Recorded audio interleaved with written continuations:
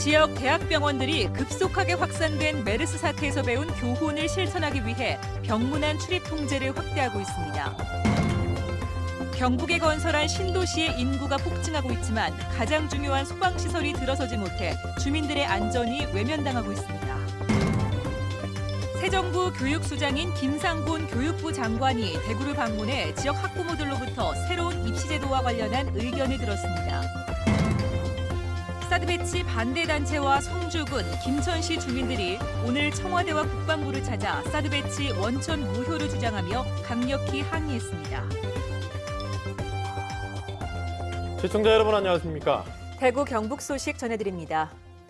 김천역 신도시와 안동 예천에는 많은 공공기관과 경북도청이 들어서며 인구도 급속하게 늘어나고 있습니다. 외형이 커지는 만큼 각종 인프라 시설도 늘고 있는데 정작 주민 생명과 직결되어 있는 안전시설은 외면받고 있습니다. 박재형 기자가 취재했습니다. 한국도로공사와 한국전력기술 등 12개 공공기관의 입주로 김천 혁신도시의 인구는 18,000여 명까지 급증하고 있습니다. 20층이 넘는 고층 아파트와 오피스텔이 8천여 세대, 25층 이상의 공공기관들도 있다 보니 화재 및 재난 상황에 더 취약할 수밖에 없습니다. 이 같은 여건을 고려해 도심에 위치한 김천 소방서는 당초 혁신도시로 이전할 계획이었습니다. 하지만 외곽지인 양천동으로 이전 계획이 변경됐고 김천시가 매입한 혁신도시 내 공공청사 부지에는 119 안전센터 대신 공공도서관 건립이 검토 중입니다. 구도심 공동화 이런 부분 때문에 여론을 정이 없고 그쪽으로 가는 걸 거부해가지고 계획이 변경이 된 상황이죠. 김천 혁신도시로부터 현재 김천 소방서나 새로 이전할 양천동 예정지까지의 거리는 각각 5km 안팎. 화재 및 응급 상황이 발생할 경우 골든타임 확보를 장담할 수 없어 주민들은 불안하기만 합니다. 너무 고층 아파트다 보니까 그 안전이 조금 미흡한 부분들이 많습니다. 경북도청이 이전한 안동 예천 신도시에도 소방서가 없기는 마찬가지. 10만 명의 자족 도시를 목표로 각종 인프라 건설이 추진되고 있지만 정작 가장 기본이 되는 안전은 외면한 셈입니다. 경상북도는 도청 이전 1년이 훨씬 지난 최근에서야 119 센터 부지를 물색하고 있습니다. 단독 소방서 자리가 없으니까 그 자리를 이렇게 뽑아내는 게 지금 힘들어서 지금 실무부서에서 고민을 하고 있습니다. 행정기관들이 신도시 건설 초기에 외형 키우기에만 급급하면서 정작 주민 생명을 담보하는 안전 대책은 뒷전으로 밀려나 있습니다. MBC 뉴스 박재영입니다. 국방부가 사드 발사대 추가 배치를 위해 미국 측과 협의를 시작했다고 밝혔습니다. 사드 배치 반대 단체와 성주 김천 주민들은 오늘 청와대와 국방부를 찾아 사드 배치 원천 무효를 주장하며 강력하게 항의했습니다. 윤영균 기자가 취재했습니다. 국방부는 사드 발사대 4기의 임시 배치 방안에 대해 미국 측과 협의를 시작했다며 구체적으로 언제 어떻게 할지는 조만간 결정될 것이라고 밝혔습니다. 협의가 완료되는 대로 임시 배치를 위한 준비를 거쳐서 배치가 진행될 예정입니다. 성주군과 김천시 주민들은 사드 배치 반대 단체와 함께 청와대와 국방부 앞에서 잇따라 기자회견과 집회를 열고 정부의 방침을 강하게 규탄했습니다. 이들은 일반 환경영향평가 결정에 이어 이번 사드 발사대 추가 배치 결정도 일방적으로 이루어졌다며 문재인 정부 역시 절차적 민주적 정당성을 스스로 훼손했다고 목소리를 높였습니다. 정부가 불법이라는 거 정리하지도 않고 적폐 청산하겠다고 분명히 이야기를 했습니다. 하나도 실행을 하지 않고. 이들은 특히 미국 본토를 겨냥하는 북한의 대륙간 탄도미사일을 중단거리 요격용인 사드로는 막을 수도 없다며 결국 한반도 핵 문제 해결을 어렵게 만들고 상황을 악화시킬 뿐이라고 주장했습니다. 전쟁 무기니까 앞으로 그런 무기는 절대로 도입해서도 안 되고 그런 무기 갖다 놓는데 땅을 빌려주고. 사드 반대 단체들과 주민들은 추가 발사대가 있는 외관의 미군 기지에 자체 인력을 배치하는 등 공사 장비와 사드 장비 반입을 끝까지 막겠다고 밝혀 갈등은 더 커질 전망입니다. MBC 뉴스 윤용균입니다. 김상곤 부총리 겸 교육부 장관이 취임 후 처음으로 대구를 방문했습니다. 현재 중학교 3학년이 대상인 2021학년도 수능 개편안에 대한 영남 지역 학부모들의 의견을 듣기 위한 방문이었는데 이 학부모들은 신중한 정책 추진을 부탁했습니다. 이상원 기자가 보도합니다. 김상곤 교육부 장관은 현재 대학 입시 제도가 암기 위주 교육과 줄세 의식 평가로 많은 폐해와 갈등이 발생하고 있다고 지적했습니다. 김 장관은 대학 입시를 단순화하고 공정성을 강화해야 한다면서 2021학년도 수능 개편안에 수능 절대평가 도입을 강조했습니다. 과도한 점수 경쟁을 완화하고 2015 개정 교육과정 취지를 구현하는 등 고교교육 내실화를 위해 수능 절대평가 전환은 필요하다고 생각합니다.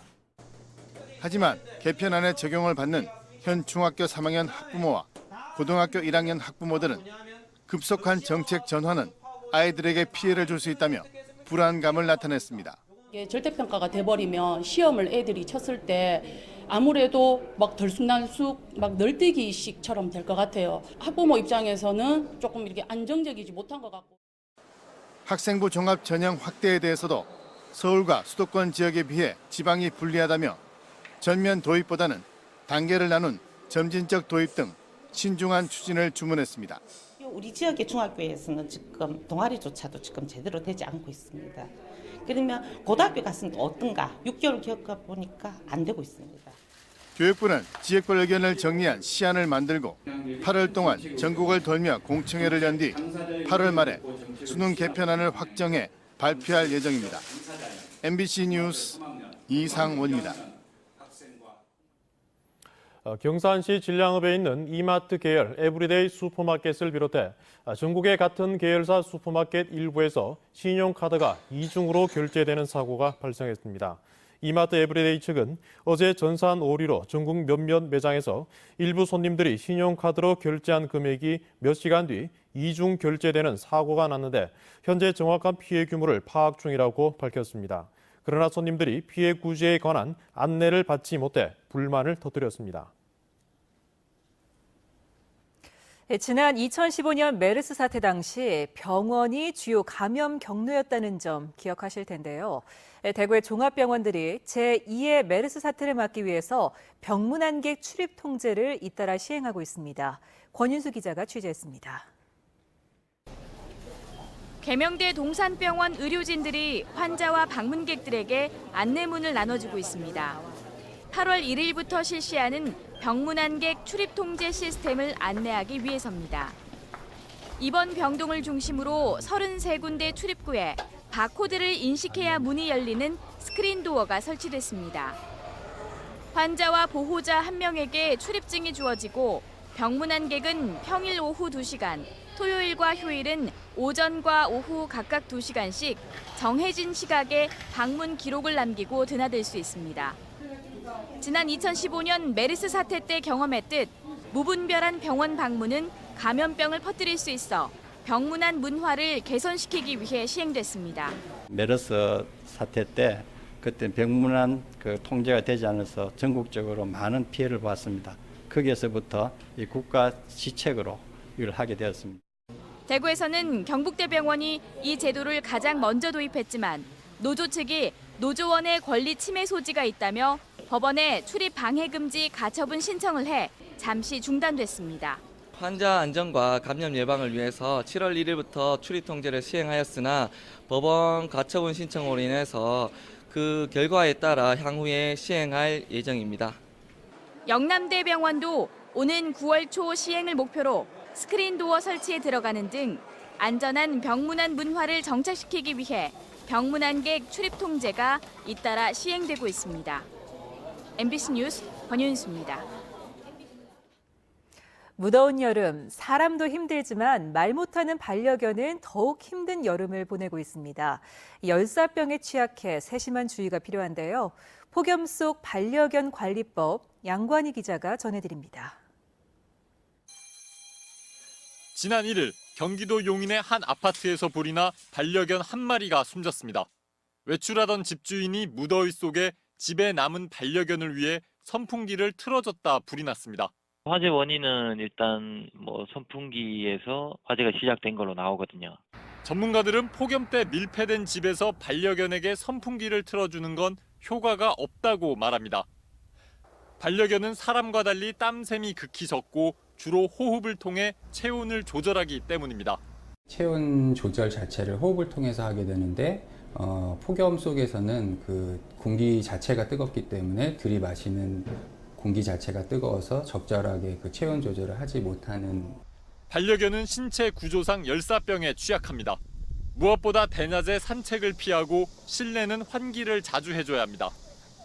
만약 빠르게 헐떡거리거나 경련, 구토 등 열사병 증상을 보이면 시원한 곳으로 옮겨야 합니다. 의식이 있으면 물을 조금씩 주고 찬물을 발바닥부터 단계별로 몸통 쪽을 향해 적셔주는 게 좋습니다. 이런 응급조치 뒤에는 빨리 동물병원으로 옮겨야 합니다. 호흡장애 또는 조직장기의 손상이 발생할 수 있으며 특히 불독이나 시추 같은 단두종에서 더 위험할 수 있습니다. 미국에선 해마다 수백 마리의 반려견이 차 안에 방치됐다가 죽는다는 통계가 있는 만큼 여름철 차 안에 잠깐이라도 반려견을 내버려두면 위험합니다. MBC 뉴스 양관입니다. 대구 문화방송이 보도한 공무원 공로연수 문제 보도와 관련해 우리복지시민연합은 성명을 내고 인사 적재 해소를 위한 수단으로 전락한 공무원 공로연수를 폐지하고 필요하다면 노하우 전수를 위한 제도로 탈바꿈시켜야 한다고 주장했습니다. 복지연합은 조직적, 반강제적인 공무원 밀어내기와 인사 당겨쓰기를 즉시 중단하고 제도 개선에 나설 것을 중앙정부와 대구시에 촉구했습니다. 황혼의 나이에 연극무대에 올라 즐거움과 희망을 주는 이들이 있습니다. 찜통 더위도 잊은 채 연극 준비에 몰두하면서 유쾌한 노년을 보내고 있는 한 실버 극단을 소개합니다. 박근식 기자입니다. 도심에서 살짝 비껴난 한적한 산골의 한 조립식 건물이 이른 아침부터 노인들로 북적입니다. 평균 나이 67세, 실버 극단 완익교의 단원들이 연말쯤 무대에 올릴 연극을 준비하고 있습니다. 지역을 위해 의미 있는 봉사를 해보자며 지난 2015년 25명의 노인들이 뭉쳐 극단을 창단한 이래 벌써 5번째 작품입니다. 시나리오, 소품, 악기, 기타 여러 가지는 배우들이 준비를 하고 있습니다. 지난 2년간 25차례나 무대에 서면서 객석이 모자랄 정도로 호응을 받기도 했지만 새 작품을 접할 때마다 설레기는 마찬가지. 대본을 검토하고 음향과 소품도 손질하며 장면을 이어가며 연기 호흡을 맞추다 보면 찜통 더위도 문제가 되지 않습니다. 정말 내가 이 연극단에 들어오기를 잘했구나. 이 마음이 한결 젊어지는 거예요. 작품마다 다 이렇게 자식 같아요. 이 작품은 요래서 좋고 또 이 작품은 이래서 좋고. 초연 작품인 이마 수몰민들의 애환을 담은 월곡방집, 마을 지명에 얽힌 설화를 바탕으로 꾸민 맛들 연가 등 줄거리는 모두 지역 역사와 문화에 닿아 있습니다. 숨어있는 내용들을 우리가 이렇게 찾아서 발췌해서 우리 안동 지역민들에게 알린다면은 그것도 하나의 보람이지 않겠나. 대사로 사투리만을 고집하며 지역 문화 지킴이를 자임하고 나선 이들 실버 단원들은 노년의 삶이 유쾌하게만 합니다. MBC 뉴스 박근식입니다. 대구 출입국 관리사무소는 올 연말까지 대구공항 국제선 입국장과 출국장에 각각 2대씩 모두 4대의 자동 출입국 심사대를 설치한다고 밝혔습니다. 자동 심사대 설치는 대구공항의 국제선 승객 수가 2013년 14만 명에서 올해 130만 명을 돌파할 것으로 예상될 만큼 급증했기 때문입니다. 자동 출입국 심사는 승객의 여권과 지문 안면만으로 12초 안에 출입국 심사가 이루어지는 시스템입니다. 대구경실련이 대구시에 정보 공개 청구를 한 결과 지난해 기준 지역 시내버스 1,590여 대의 81%인 1,290여 대가 뒷바퀴의 재생 타이어를 사용하고 있다고 밝혔습니다. 경실련은 고열 내구성이 약한 재생 타이어 사용으로 시내버스 뒷바퀴 파열 사고가 잇따르고 있다며 시내버스 준공영제 산정 기준을 안전과 서비스 중심으로 전환해야 한다고 주장했습니다. 한국은행 대구 경북본부가 조사한 7월 대구 경북 제조업 업황 BSI, 즉 기업 경기 실사 지수는 평균 78로 한 달 전보다 5포인트 올랐지만 여전히 기준점인 100에 미치지 못했습니다. 특히 경북은 82로 8포인트 오른 반면 대구는 61로 10포인트 떨어졌습니다. 비제조업 업황 BSI도 평균 74에 그쳤는데 대구는 9포인트 하락하고 경북은 9포인트 상승했습니다. 제조업 경영 애로사항은 내수 부진과 불확실한 경제 상황, 경쟁 심화 순으로 나타났습니다. 경상북도는 8월부터 은행의 모바일 금융앱을 통해 지방세 고지서 확인부터 납부까지 한 번에 할 수 있는 서비스를 실시합니다. 이번 서비스는 별도의 앱 설치 없이 평소 본인이 자주 쓰는 은행 앱으로 지방세 고지서를 신청하면 이용할 수 있는데 참여은행은 대구은행과 농협, 국민, 신한은행 등 8곳입니다. 경상북도는 연말까지 시범 기간을 거쳐 참여은행을 확대하기로 했습니다. 대구교도소 제55대 소장으로 박호서 소장이 오늘 취임했습니다. 춘천교도소장과 부산구치소장 등을 지낸 박호서 소장은 인권과 질서의 조화로 신뢰받는 교정 행정으로 지역사회와 함께하는 공공기관의 모습을 갖고가겠다고 밝혔습니다. 경북교육청에 따르면 지난 3월 말 구미의 한 고등학교에서 학생회 소속 2학년 간부 학생들이 신입생 수십 명에게 이른바 얼차려를 준 것으로 확인됐습니다. 이 같은 사실은 최근 사회관계망 서비스를 통해 알려졌는데 학교 측은 논란이 일자 얼차려를 주도한 학생회 간부 A군의 직책을 박탈하고 진상조사를 하고 있습니다. 대구 북부경찰서는 대구 일대 모텔에 침입해 상습적으로 금품을 훔친 혐의로 46살 A씨를 구속했습니다.